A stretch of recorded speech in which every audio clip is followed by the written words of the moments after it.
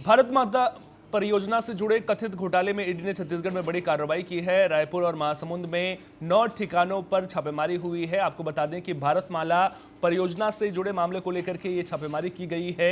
ED की कार्रवाई का प्रमुख केंद्र रायपुर के लॉ विस्टा सोसाइटी स्थित हरमीत खनूजा का आवास रहा, जहां सुबह से दस्तावेजों की गहन जांच की जा रही है। बताया जा रहा है कि यह कार्रवाई भारतमाला प्रोजेक्ट में भूमि अधिग्रहण, मुआवजा वितरण और वित्तीय लेन देन में अनियमितताओं की जांच के तहत की जा रही है। सूत्रों के मुताबिक ईडी की टीमों ने हरमीत खनूजा के सहयोगियों, कुछ सरकारी अधिकारियों और भूमि मालिकों से जुड़े ठिकानों पर भी दबिश दी है।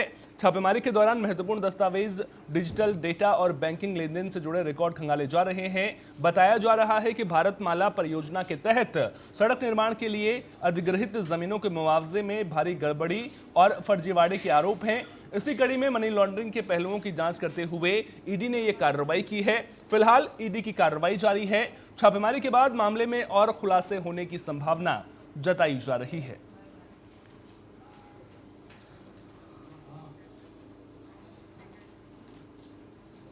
पवित्र राम नाम लेखन महाअभियान के समापन अवसर पर कोरबा में भव्य हिंदू सम्मेलन आयोजित किया गया। 3 अरब 33 करोड़ राम नाम लेखन अभियान में भाग लेने के आपको बता दें कि ये अवसर पूरे भारत में केवल कोरबा को मिला।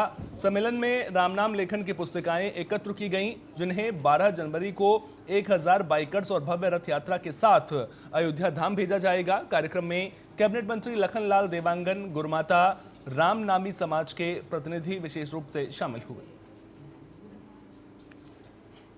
आज बहुत बड़ा कोरबा में हिंदू महासम्मेलन का आयोजन किया गया है और निश्चित तौर पर इससे हमारे हिंदू समाज आगे बढ़ेगा, जागृत होगा और जिस तरह से पूरा देश राम राम के नाम से आगे बढ़ रहा है। अयोध्या में भव्य राम मंदिर का निर्माण हुआ है और यहाँ पर हमारे हिंदू महासंगठन और राष्ट्रीय स्वयं के माध्यम से आज यहाँ पर बहुत बड़ा कार्यक्रम रखा गया। अभी 20-25 दिन से घर घर में राम सब लोग लेखन कर रहे थे। बड़ा भव्यता के साथ बच्चे, बूढ़े, जवान सभी लोग राम राम का नाम लिखे हैं। भैया ये तो हमारा भाग्य है कि कोरबा हमने याद कर लिया है। जिस राम नाम से ही रोमांचित हो जाते हैं स्वयं हनुमान। अब भला हम कौन से चीज है कि कोरबा में इतने राम नाम का जो लिखन हुआ है यहाँ पर, और रामियों के इस वास जहाँ पर हुआ है, ये सब निकल पड़े हैं अयोध्या। तो हम कहते हैं धन्य भाग हमारे कि हमको कोरबा ने याद किया और हम आ गए ऐसे उत्सव में। गौरेला ब्लॉक के ग्राम देवरगांव में एमपी से हो रहे अवैध धान परिवहन के दौरान 80 क्विंटल धान जब्त किया गया। ट्रक और धान को थाना गौरेला के सुपुर्द किया गया है। तहसीलदार शेष नारायण जायसवाल के अनुसार इससे पहले भी क्षेत्र में कई कार्यवाहियां की गई हैं। हाल ही में 7 पिकअप जब्त किए गए थे और अब तक करीब 1.5 से 2000 क्विंटल धान जब्त किया जा चुका है। जो है हम लोग के द्वारा 7 पिकअप है और एक बड़ी गाड़ी पकड़ी गई है। कल रात में पकड़ी गई है एक बड़ी गाड़ी, और 7 पिकअप उसके पूर्व में जो है बाहर से लाते हुए पकड़ा गया है।